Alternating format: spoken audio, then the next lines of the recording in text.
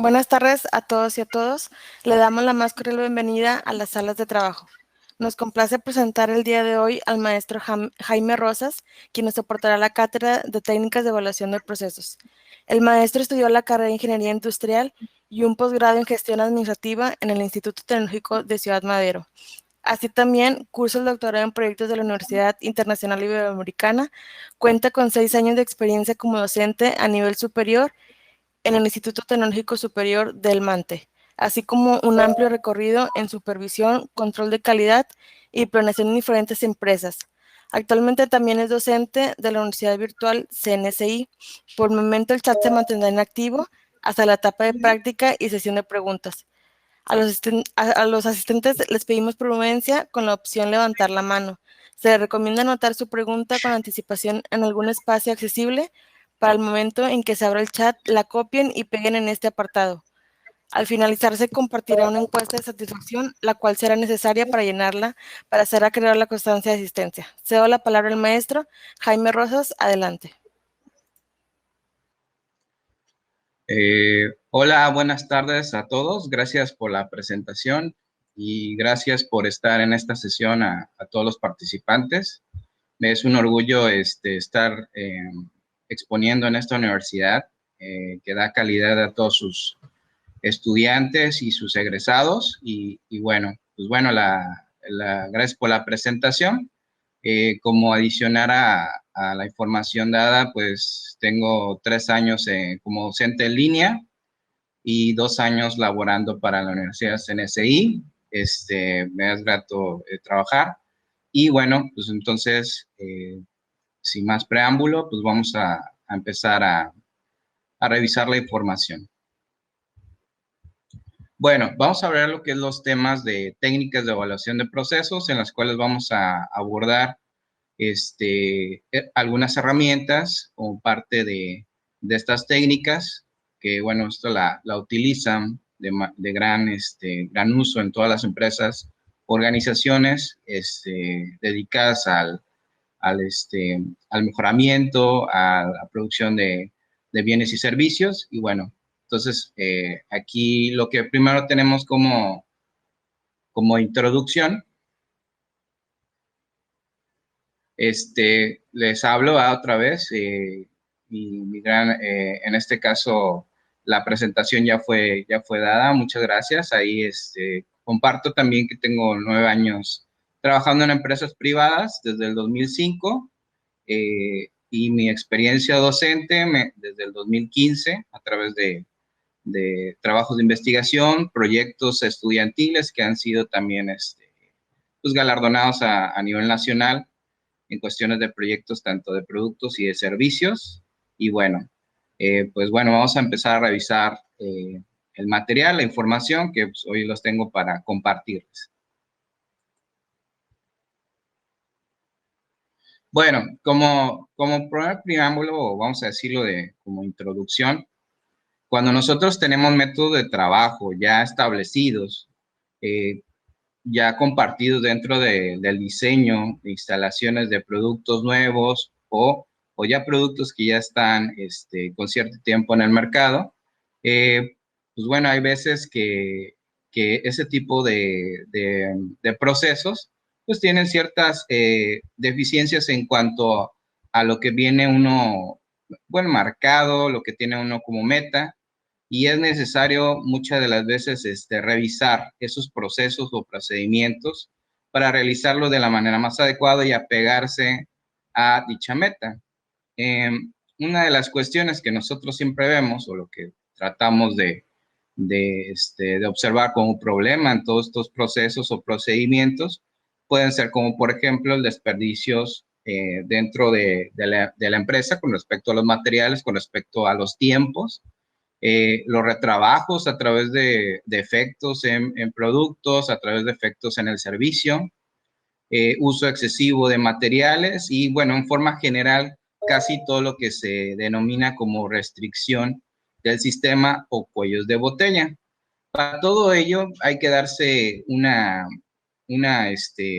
retrospectiva de lo que de qué se está haciendo, qué es lo que se está trabajando, qué es lo que nosotros podemos observar dentro del trabajo que está realizando día con día.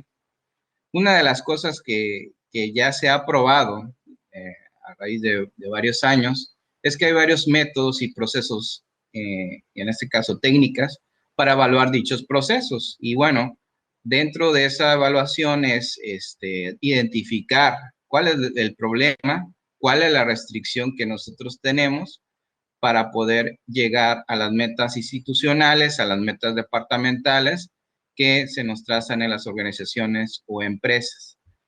Pues bueno, esta primer parte, vamos a ver el análisis de diagnóstico para ver cuál es el problema y cuál sería dentro de la gama de posibles soluciones, de posibles alternativas que podamos tener para solucionarlo, cuál sería la más adecuada.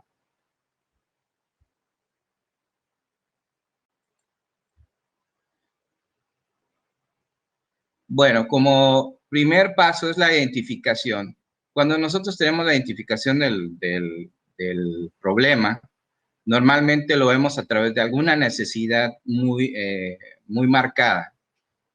Todos los proyectos, todos vamos a decir, los trabajos de propuestas de mejora para identificar estos problemas, pues bueno, viene de ese nacimiento, de esa idea, de esa necesidad.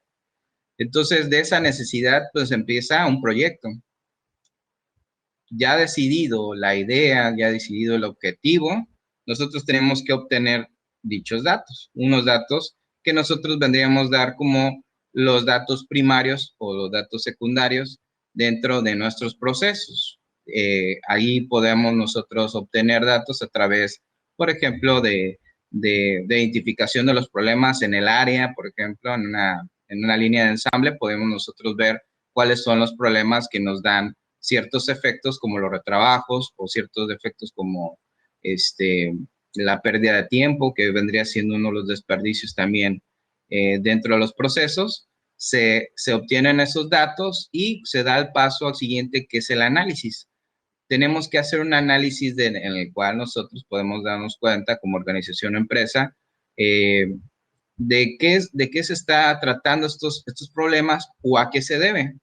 Dichos análisis tienen que ser llevados en un tiempo determinado.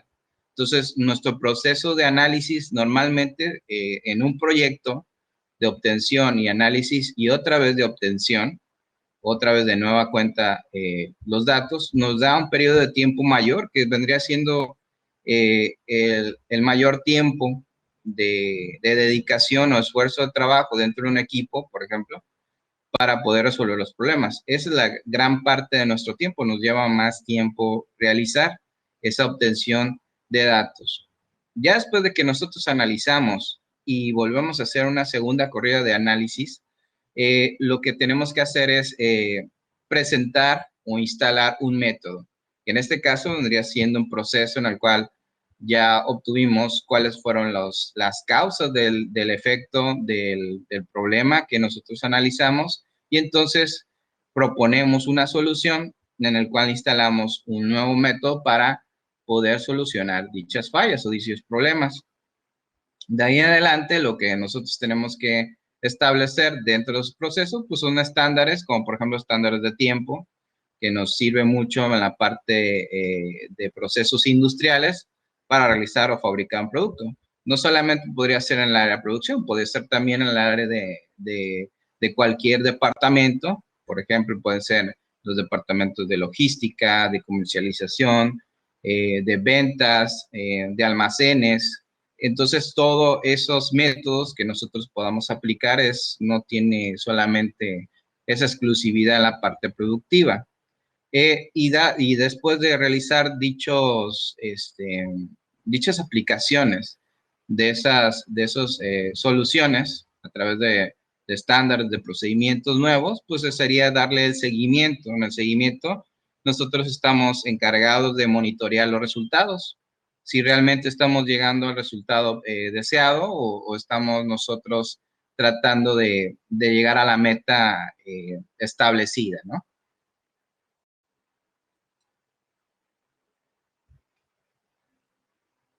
Bueno, uno de los primeros instrumentos para realizar esta serie de pasos, que es primer paso vendría siendo el diagnóstico, el diagnóstico de los efectos encontrados o de los problemas encontrados. Nosotros aquí la cuestión es primero ver por qué se está dando el problema. Es una pregunta primordial. ¿Por qué se está dando este efecto? ¿Por qué se está dando este retrabajo? ¿Por qué no se está entregando en tiempo las cosas? Pues bueno, una de las técnicas visuales, gráficas de diagnóstico por excelencia es el diagrama de Ichikawa, o en otros autores se les llama diagrama de causa y efecto o diagrama de pescado.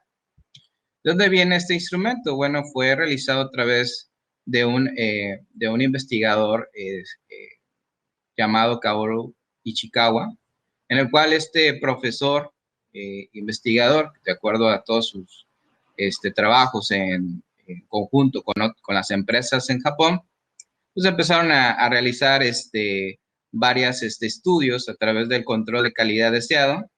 Y bueno, analizaron científicamente a través de unos pasos por qué se darían los problemas en los procesos de organización. Este diagrama tiene como su objetivo, vamos a decirlo ya primordial, pues representar gráficamente de forma clara y concisa las causas de los problemas, ¿sí? ¿Por qué está dándose ese problema? Y a través de esta herramienta cognitiva, gráfica, visual, pues bueno, nos da una herramienta que es fácil de identificar cuáles son las causas y fácil de generar soluciones a través de esa identificación, ¿no? Y bueno, hablando de esto, esta técnica se usa desde los tiempos de Kaoru Ichikawa, se usa hasta ahorita, hoy en día, y nos habla de una efectividad y una funcionalidad tanto de esta herramienta que bueno, se sigue utilizando a gran escala. Esta es una representación del diagrama de Ichikawa. Si nosotros lo vemos, cómo es su desarrollo, lo podemos ver desde el punto de vista de su autor, que es japonés, de derecha a izquierda. Su desarrollo es de derecha a izquierda. Nosotros colocamos el efecto del problema en la parte de la cabeza del diagrama, que vendría siendo el cuadro naranja, donde está, o donde dice cabeza. Ahí se coloca el problema. ¿Cuál puede ser el problema? Los problemas identificados dentro de la organización.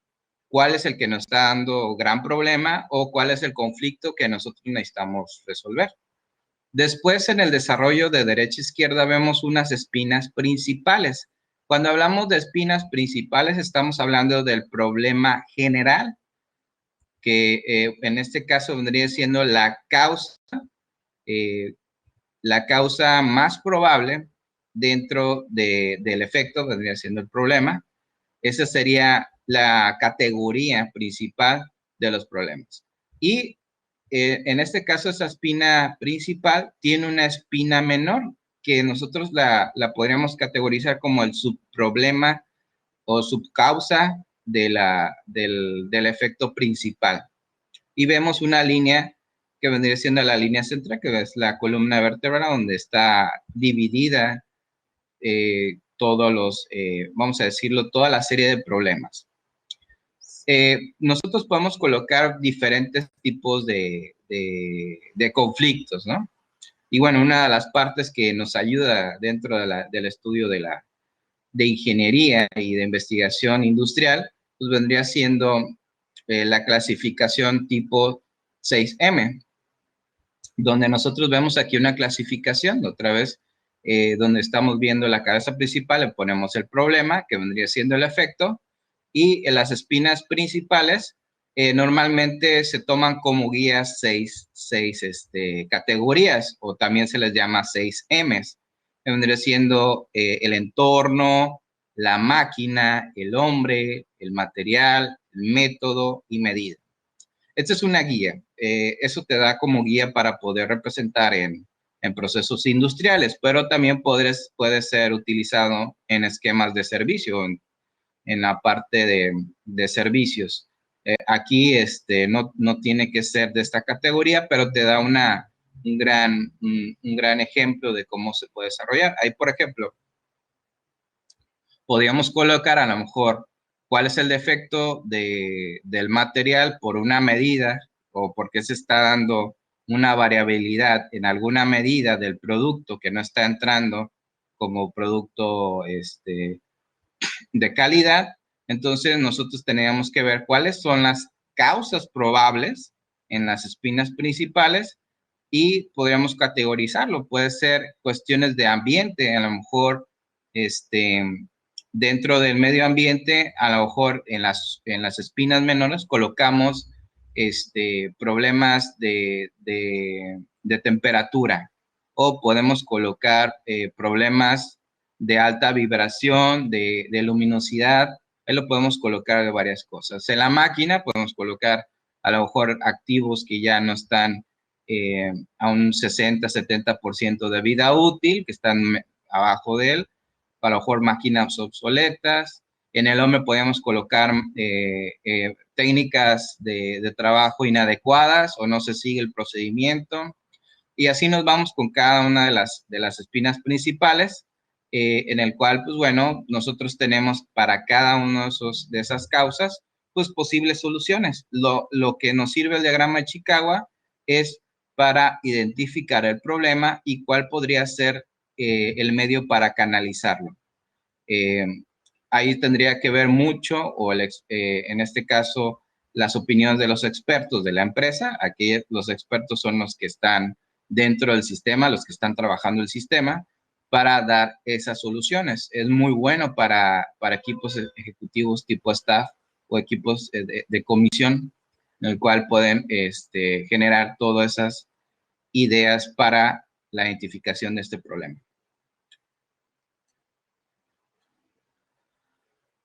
Bueno, siguiendo las herramientas de identificación, ahora tenemos el diagrama de Pareto. Bueno, este diagrama de Pareto es tan conocido, también tan usado en las industrias, pero bueno, ¿cuál es el origen del diagrama de Pareto?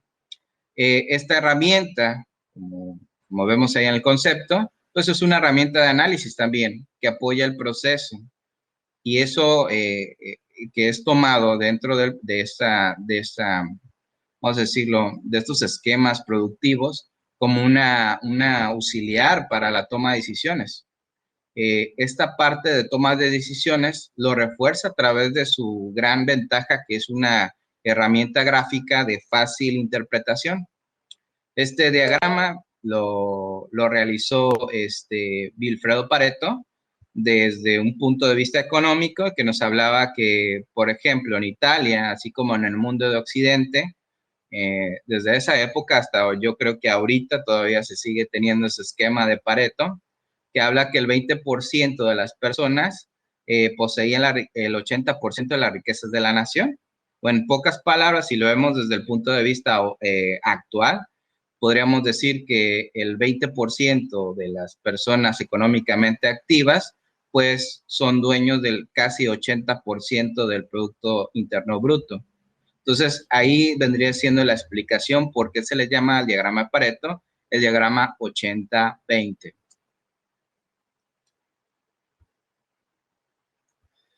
Bueno, en este caso, después de esa, vamos a decirlo, descubrimiento de Pareto, pues el doctor Joseph Juran en los años 50 lo volvió a revivir, lo volvió a retomar, pero ahora con la cuestión de, por ejemplo, darle una causa a través del control de calidad o darle un objetivo hacia esa vertiente. Donde nos hablaba Joseph Juran que en este caso el 20% de los empleados hace el 80% de trabajo o que el 20% de los clientes generaba el 80% del total de ventas de la empresa. Entonces, hoy en día esta herramienta también se utiliza para estas aplicaciones de toma de decisiones para esos datos específicos. Esto va también de la mano con el diagrama de Chicagua, pero bueno, el diagrama de Pareto nos da datos duros al respecto de los procesos debido a esta investigación. Bueno, ¿cómo construimos el diagrama de Pareto? El diagrama de Pareto, primero, para realizarlo, es identificar el problema. ¿Cuál es el problema? ¿Sí? Debo identificar cuál es el problema o el área de oportunidad o el área de mejora en el proceso, en la actividad, en la tarea que se está encomendada o que se está encomendada a mejorar. Después hay que identificar los factores. ¿Cuáles son los factores o variables que nosotros tenemos para que en este caso tienen efecto o tienen injerencia en los resultados de dicho proceso, de dicho producto, de dicho servicio? Hay que identificar cuáles son las fallas o problemas para poder analizarlas. Ese vendría siendo el segundo paso. Ya que después nosotros identificamos y analizamos, entonces definimos el periodo de tiempo de recolección de datos. Hay que ser muy, hacer hincapié en esta parte porque eh, el análisis de un problema, de un efecto, un fenómeno, por ejemplo, eh, tiene temporalidad. No es lo mismo analizar los datos 2020 que los análisis de los datos de los 2019. Lo estamos viendo con los efectos a nivel mundial, por ejemplo, el coronavirus, de la pandemia. No son las mismas interpretaciones del 2019 al 2020. Inclusive, los datos duros del 2020 sirven de base al 2021, pero no son los mismos resultados. Entonces, sí tiene que ver mucho la cuestión del periodo de recolección de datos. Si, por ejemplo, nosotros reflejamos unos fenómenos o problemas en los meses, perdón, los meses de febrero y marzo, tendríamos que hacer un análisis posterior, inmediato, a los meses subsecuentes, por ejemplo, abril y mayo. Tendríamos que hacer un análisis de datos para que el problema que se está presentando tenga unos datos actualizados para poder ejercer algún tipo de solución o método para resolverlo. Entonces tendríamos que hacer mucho hincapié en los periodos de tiempo. La siguiente etapa, pues, vendrían siendo, en ese periodo ya definido, recolectar los datos. Por ejemplo, hay aquí un ejemplo que vendría siendo, por ejemplo, el efecto de los choques vehiculares en el mes de diciembre, y haciendo una recopilación de campo, checando archivos. Se puede ver aquí, por ejemplo, que se hace una categoría en 4 ítems o 4 causas. Vendría siendo, por ejemplo, la lluvia, el exceso de velocidad, el alcoholismo, la falta de pericia del conductor. Y en la parte derecha vendría siendo la frecuencia o incidencia de casos asociados a dicha causa. Entonces, si lo vemos de esta manera, las causas, la causa más incidente o más frecuente son problemas por lluvia. Entonces, ahí tendríamos que colocarlo o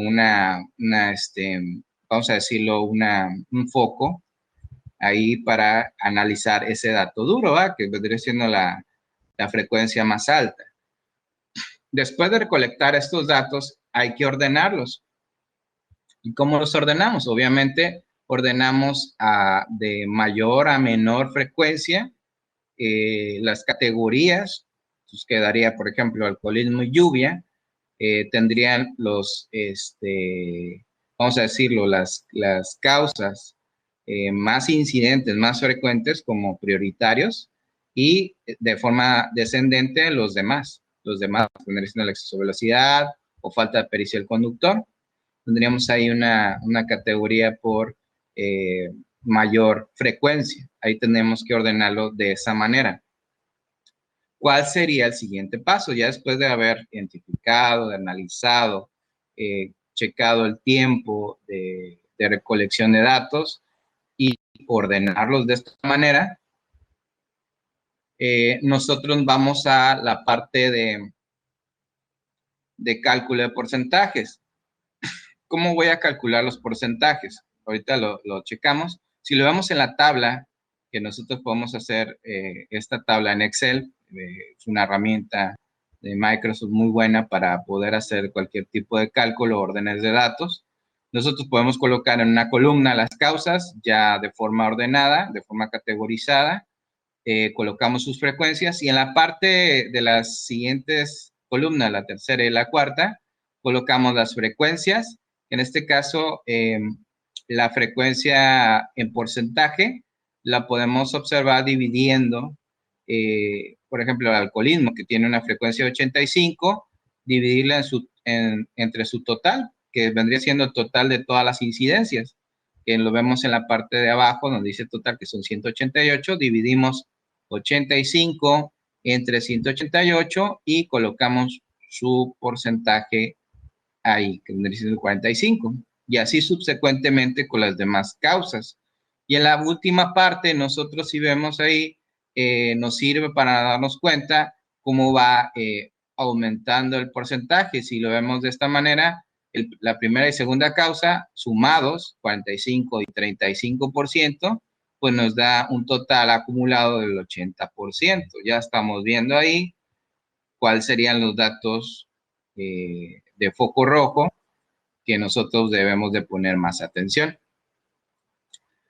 En la siguiente le vemos ahí, bueno, vemos ahí cómo se hizo el porcentaje y se va dividiendo entre el total y vemos entonces, de acuerdo a la tabla anterior o la diapositiva anterior, que el caso o la causa de lluvia vendría a ser el que tiene mayor acumulado en la parte de causa 1 y causa 2, si lo vamos acá, vendría siendo la lluvia y el alcoholismo.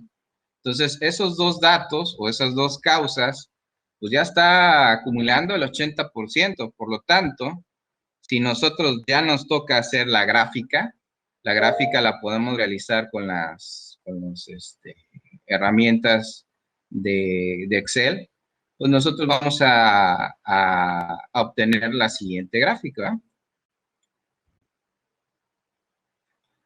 Si lo vemos ahí en esta gráfica, colocamos el alcoholismo y la lluvia, tenemos la gráfica de barras con sus respectivas medidas, tenemos ahí el eje vertical, está a la izquierda, el número de incidencias son 85 y la otra que tiene 65, sus porcentajes, y la línea de tendencia que vemos ahí es la línea trazada de la frecuencia acumulada.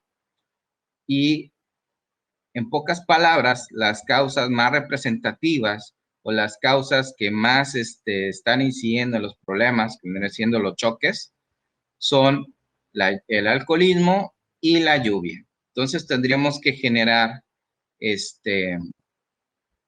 soluciones a esas dos causas. ¿Qué podría ser? Bueno, si estamos hablando de un análisis de choques, vendría siendo algún problema de índole de alcaldía o del índole municipal o estatal o nacional. Entonces se pueden atacar a través de diferentes tipos de alternativas de solución. Por ejemplo, en el caso de alcoholismo, checar mayores puntos de monitoreo de alcoholímetros, por ejemplo, o campañas a través de los más media, multimedias, y a través de radio y televisión sobre conciencia social respecto de los efectos del alcoholismo y el de manejar. Y en la parte de las lluvias, pues tendríamos que colocar ahí, por ejemplo, la parte de infraestructuras de calles, checar también que estén desasolvados toda la parte de drenaje de la ciudad para evitar el acumulamiento, también exhortar hacia pues bueno, cuando hay efectos naturales como pues andar con mayor precaución, mayor capacitación, mayor cultura vial. Bueno, eso sería, por ejemplo, tipos de soluciones que vendrían siendo analizadas por un equipo staff o un equipo comisión de solución.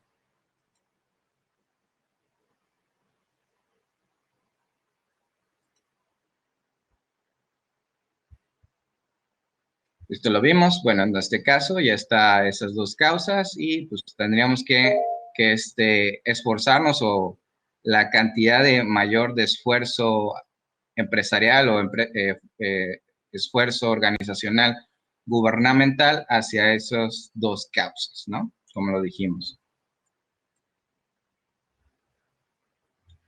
Bueno, entonces nosotros llegamos a una etapa en la cual ya tenemos diagnósticos, tenemos técnicas gráficas, pues bueno, vendría siendo también una parte que si nosotros ya tenemos un proceso establecido o estamos dentro de una nueva etapa de un proceso productivo, pues una de las aplicaciones que más también se usa para poder modificar resultados es la reingeniería.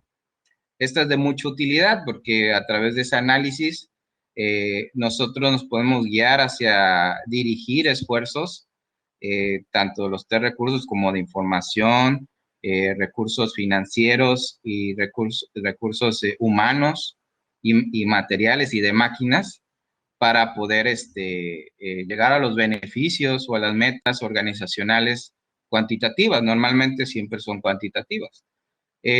¿Cuáles son los efectos o, bueno, cuáles son las ventajas de la reingeniería, que vendría siendo como una aplicación de filosofías, de aplicación de nuevos procedimientos? Pues es, por ejemplo, resolver tipos de datos cuantitativos como las causas de ausentismo laboral, si estamos hablando de ausentismos. También puede resolver cuestiones como tipos de defectos, accidentes laborales, baja productividad, rotación de personal, etc., etcétera. Porque en este caso nos sirve de mucho este tipo de retomar esta parte de mejora, que vendría siendo como un círculo en espiral en el cual nosotros siempre vamos a tratar de llegar hacia un punto y vemos áreas de oportunidad y volver a analizar qué podríamos mejorar del proceso. Y para eso es estas filosofías de calidad productiva, ¿sí? En todos los ámbitos, para eliminar o para aumentar este tipo de causas, ¿no? Por ejemplo, nosotros como ventajas de esta reingeniería, si lo vemos en la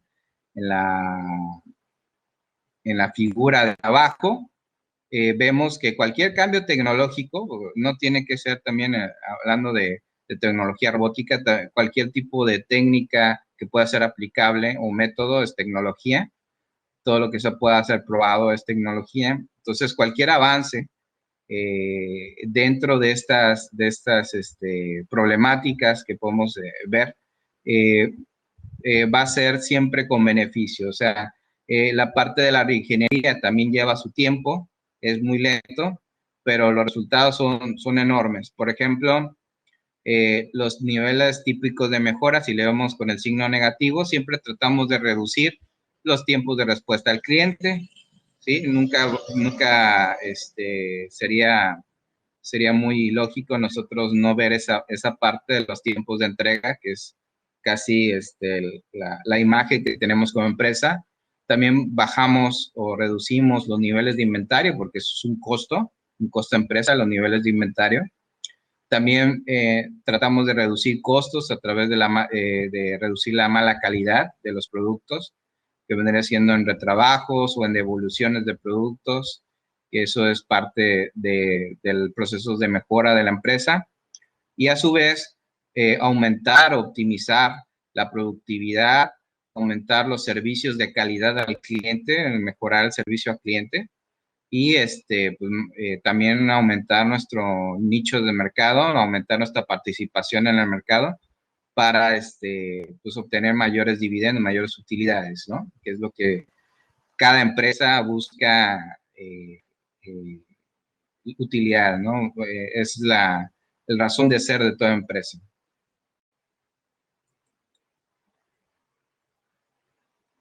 Y bueno, nos acercamos entonces dentro de las técnicas, de procesos de calidad, técnicas de evaluación de procesos, es el ciclo de Deming. El ciclo de Deming pues tiene 4 partes, es muy famosa, muy utilizada, se utiliza tanto en empresas gubernamentales como empresas privadas o también mixtas, públicas, privadas.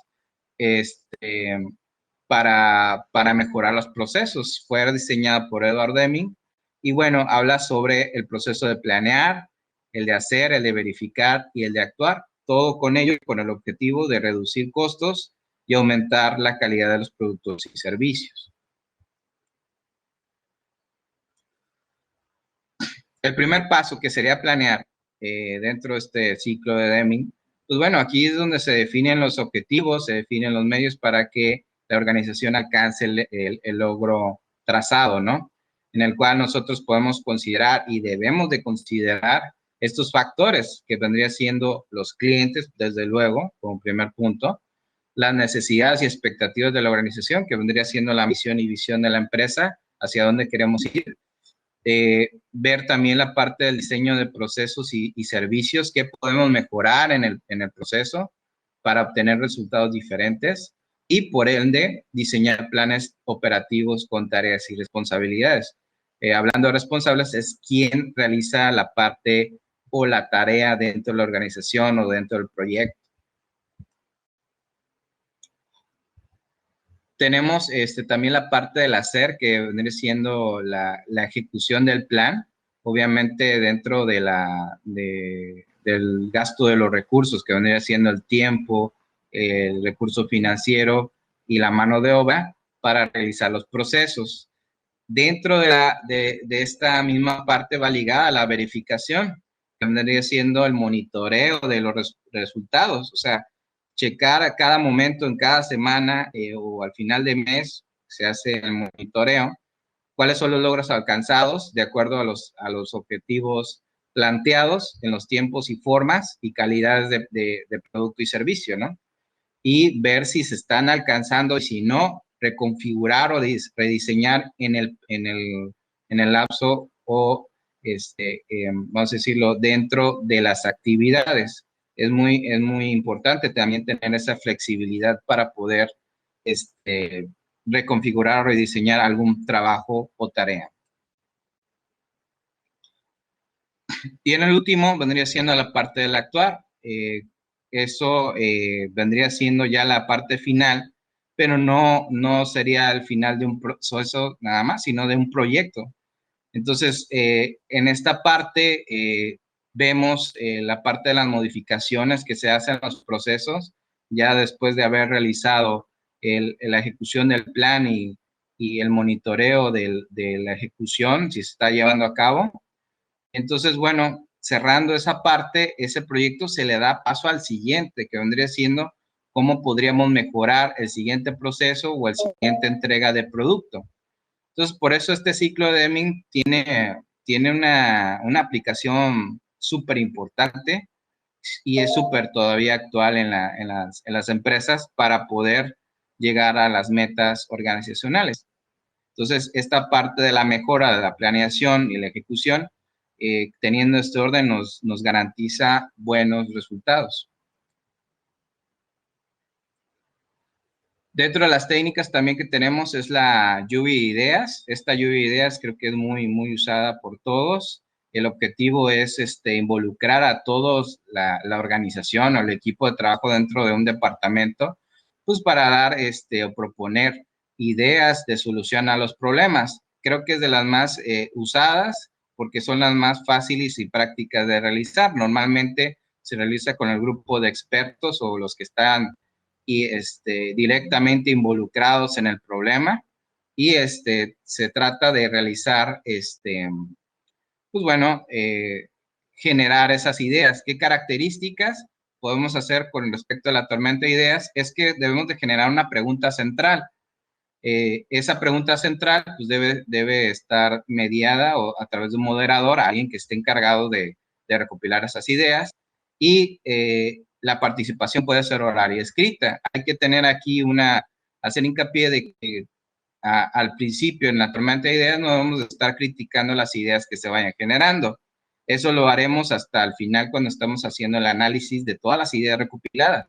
Pero mientras no, porque si no se corta la creatividad y puede cortar también la participación de todos.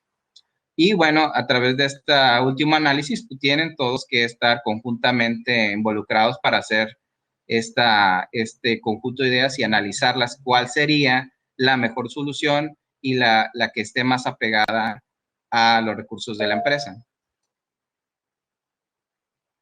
Aquí tenemos un ejemplo, por ejemplo, vamos a decir, bueno, ¿qué concepto se tienen de la belleza de los mayas? Pues si empezamos todos los conjuntos de personas diciendo, no, pues tiene una característica de los ojos, la nariz, el cráneo, todo tal. Aquí la cuestión es simplemente ver cómo podemos nosotros generar a través de esta pregunta central, cuántas ideas podemos nosotros anotar. Es muy gratificante cuando todos podemos participar y exponer nuestras ideas. Y viendo esto, podemos dar un ejemplo plausible. Esto nos compete a todos, sobre todo el tema del agua, que ahorita viene una situación complicada para todo el mundo, todo el planeta, y podemos a través de la generación de varias ideas o tormenta de ideas o lluvia de ideas, generar varias de ellas y tomar las mejores para poder darles mejores soluciones de acuerdo a los recursos que tenemos. No sé, se pueden hacer soluciones desde el punto de vista social, mayor concientización, también desde el punto de vista jurídico, mayores castigos al que contamine. También se pueden hacer proyectos de depuración del agua, o sea, a través de sistemas de cárcamos, a través de sistemas de potabilizaciones, de tratamientos de aguas residuales. Bueno, ahí es donde todo este cúmulo de ideas se tienen que tomar y se tienen que analizar de acuerdo a la realidad de cada zona, de cada departamento, de cada organización, de cada empresa, de cada municipio, etcétera.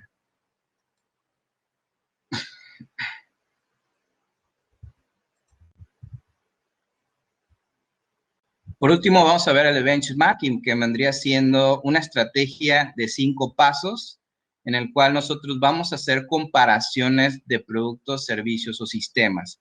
¿En qué consiste? Tenemos que adaptar nosotros como organización, pues aquellos productos, sistemas, servicios o procesos diseñados por algún competidor para podernos comparar a dónde nosotros queremos llegar. ¿Sí? Se dice ahí que nosotros siempre tenemos que compararnos con los mejores. Entonces tendríamos que analizar a esas marcas o a esas empresas que realizan los mismos productos o servicios, tanto iguales o similares, para nosotros tener una idea hacia dónde queremos llegar.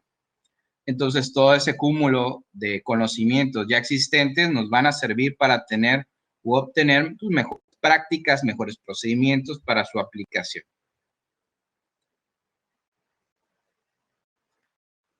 Volvemos a decir, uno de los principales objetivos es que la organización se vuelva competitiva a través de esa comparación hacia dónde quiero llegar, cuál es la calidad deseada y cuál es la innovación que nosotros podemos hacer para diferenciarnos de ella, de esos mismos productos, ¿sí?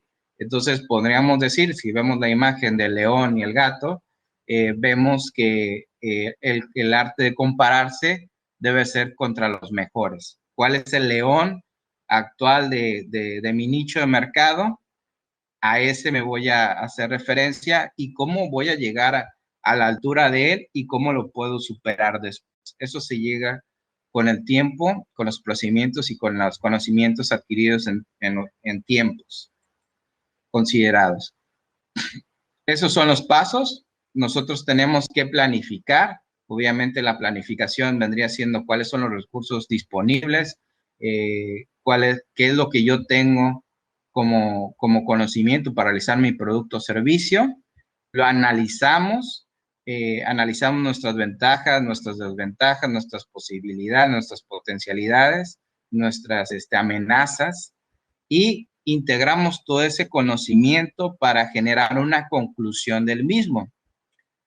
Dentro de esa misma conclusión tenemos que ya tener el plan de acción para ejecutar todos esos conocimientos y aplicaciones, viendo desde el punto de vista comparativo cómo podríamos llegar a esa calidad deseada. Y por último, la parte de maduración, que simplemente es realizar lo mismo por mucho tiempo a través de la calidad y los ciclos, por ejemplo, de Deming, a través de todos esos tipos de procesos, nosotros llegamos a una maduración como empresa, como proceso en el cual ya tenemos una curva de aprendizaje, tenemos los resultados ya más controlados y obviamente siempre debe de haber esa parte de maduración que le da entrada o le da inicio hacia la nueva reingeniería, a la nueva meta. Entonces, no todo lo que hemos hecho antes dentro del benchmarking nos sirve para realizar nuevas innovaciones, nuevas comparativas y nuevas metas institucionales. ¿Qué tipos de benchmarking hay? Está el interno. Nosotros también nos podemos comparar contra los mismos departamentos. Oye, están haciendo mejor las cosas los departamentos de tal y tal. ¿Por qué lo están haciendo? ¿Qué estamos haciendo mal? ¿Qué están haciendo ellos bien? ¿Qué nos falta? ¿O qué tenemos de ventajas? Ahí podemos hacerlo. En los competitivos primarios y secundarios, los primarios vendría siendo la recopilación de datos directamente con los que están involucrados con la empresa o marca que se está comparando, como los clientes, los proveedores o ex empleados. Ahí vendría siendo como técnicas Mystery Shopper, todo ese tipo de cosas. Y las secundarias con todo el cúmulo de conocimientos, de metadatos o datos que están en la red o en Internet. Están los cooperativos, que vendría siendo a través de intercambio de conocimiento entre empresas. Normalmente eso se realiza a través de cámaras de industria o de empresas. Ahí se pueden hacer congresos para poder intercambiar ideas y formas de hacer las cosas. O el benchmarking genérico, que vendría siendo empresas que no son necesariamente iguales a nosotras, pero pueden ser factores de comparativa en cómo hacen las cosas también. Por ejemplo, yo me puedo dedicar a realizar jabones y otra empresa que se dedica a la industria alimentaria, por ejemplo, podemos compartir conocimientos en cuestiones de logística, ¿sí? En medio de transporte, cómo realizan su transporte aéreo, marítimo o terrestre. Entonces nosotros podríamos hacer esa comparativa sin problemas. Entonces, ¿cómo realizamos el benchmarking? Pues bueno, en pocas palabras, identificamos las marcas o empresas, organizaciones líderes, ¿sí? Hay que compararnos. ¿Quiénes son los líderes? Segunda, identificamos nuestros problemas. ¿Cuáles son los problemas de nuestra organización y los problemas de organización de ellos? Es a través de estas ventajas y desventajas que tenemos tanto en común y cuáles son las diferencias. Ponemos en marcha, en el tercer paso, cuáles son las prácticas que podemos mejorar y cómo lo podemos aplicar, ¿no? Esas son las mejores prácticas, las que podemos nosotros aplicar y cómo lo podemos hacer. Esas prácticas, como en el cuarto paso, las implementamos desde vamos a decirlo, desde el origen, podría ser la dirección o la gerencia, y baja a través de todos los niveles, tanto el intermedio como el operativo. Y volvemos a repetir, como les digo, o sea, es como el ciclo de calidad nunca se termina, siempre tenemos algo que mejorar y en este caso el benchmarking nos permite a nosotros realizar continuamente este proceso de mejora. Muy bien, maestro. Ahora vamos a dar paso a la sesión de dudas. Déjenme habilitar solamente lo que es el chat y para ver algunas dudas que tengan nuestros asistentes. Les recuerdo que la presentación de esta conferencia y todas las de los demás días van a estar en el canal del Congreso Virtual de Conocimiento a través de YouTube. Entonces ahí las van a poder encontrar para que las puedan visualizar. Entonces, no sé si alguien de los asistentes tenga alguna duda. Maestro, para que me pueda ayudar a leerlas y a resolverlas, por favor, en dado caso de que haya alguna duda. Claro.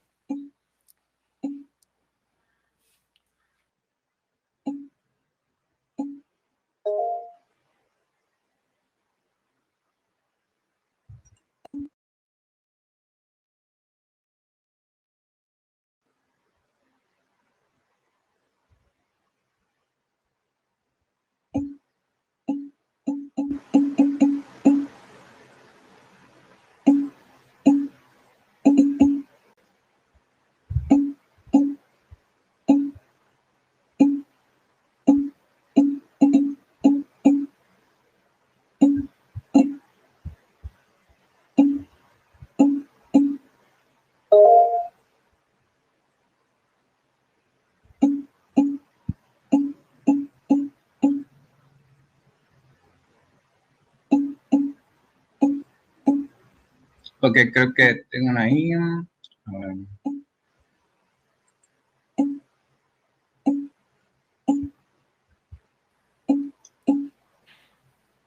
Ahí coloco los tipos de benchmarking. También nos pregunta Carla Echeverría, ¿todas las técnicas se pueden llevar al mismo tiempo en una empresa? Ok. Todas las técnicas se pueden realizar simultáneamente.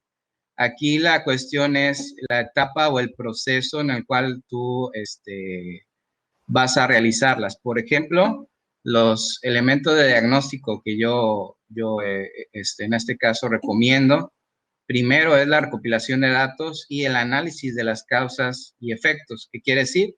Eh, Tengo que realizar primero mi recolección de datos, ordenarlos y checar cuáles son las causas principales. Si en este caso las causas principales me arrojan dos datos, entonces sería conveniente colocar en un diagrama de Ichikawa como parte 2 de ese análisis para tener mucho más en claro cuál es la causa y su causa raíz, que vendría siendo cuál es el problema principal, ¿no? El problema principal que da, en ese caso, la causa principal que da el efecto, por ejemplo, en este caso fue el de choques, o en un producto podría ser la no conformidad de ese elemento.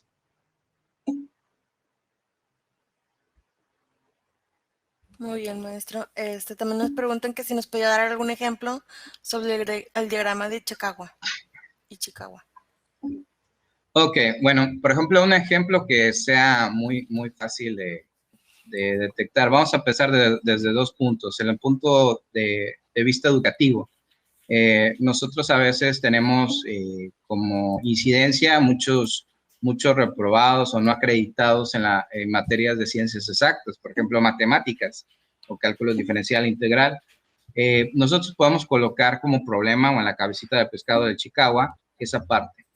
Entonces, para poder clasificar las causas, que puede ser multifactorial, o sea, puede ser varias cosas en un estudiante, nosotros podemos colocar por 6 espinas o 3 o 4 principales. Podríamos colocar, por ejemplo, cuestiones como programas académicos, como un problema, a lo mejor nos está llevando o encauzando. Otro problema podría ser por parte del estudiante, que vendría siendo el tiempo ejercido para el estudio, o también puede ser a través de herramientas educativas que también puedan exhortar más a la participación en los cálculos o ejercicios con mayor aplicación en la vida real. Bueno, podemos colocar varias cosas en las espinas y nosotros podemos identificar.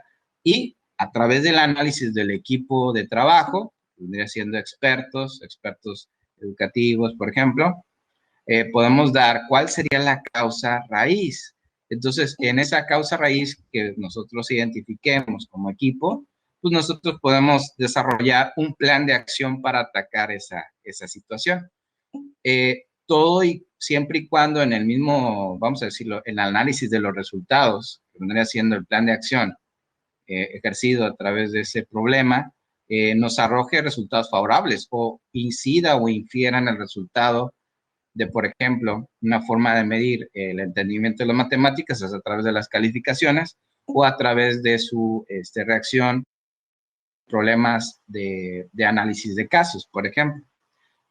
Hablando del punto de vista industrial, nosotros podemos decir, bueno, cuál es la razón o un sobrecosto en el área de producción, en el área por ejemplo, de torno.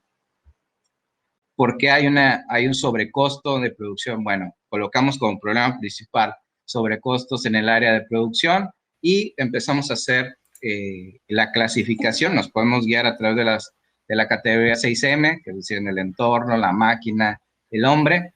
Tenemos que colocar esas categorías principales y en las categorías principales colocar las espinitas como subespinas o espinas menores, colocarle posibles efectos. Si hablamos, por ejemplo, de la mano de obra o del hombre, tendríamos que ver si es falta de capacitación, si lo es, falta de pericia del trabajador, a lo mejor no tiene, en este caso, una curva de aprendizaje ya estable. Tendríamos que ver también la parte de motivación de la mano de obra, X cosa, ahí podemos colocar. También podemos colocar los métodos, si el método de trabajo no está acorde al producto, si las órdenes de instrucciones de órdenes de trabajo no se están realizando de manera adecuada.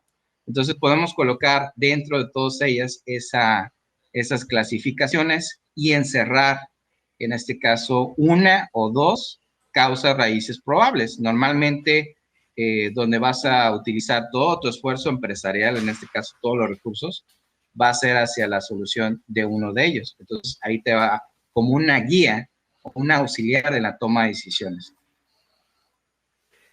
Ok, maestro, tenemos muchas más preguntas, pero debido al tiempo ya no podemos seguir. Le agradecemos por su exposición y lo felicitamos por su gran experiencia. Esperamos contar nuevamente con su colaboración en este y otros proyectos de la Universidad CNSI. Les pedimos que contesten la encuesta de satisfacción para registrar su asistencia y ser acreedor a su constancia. Muchas gracias. Gracias a todos.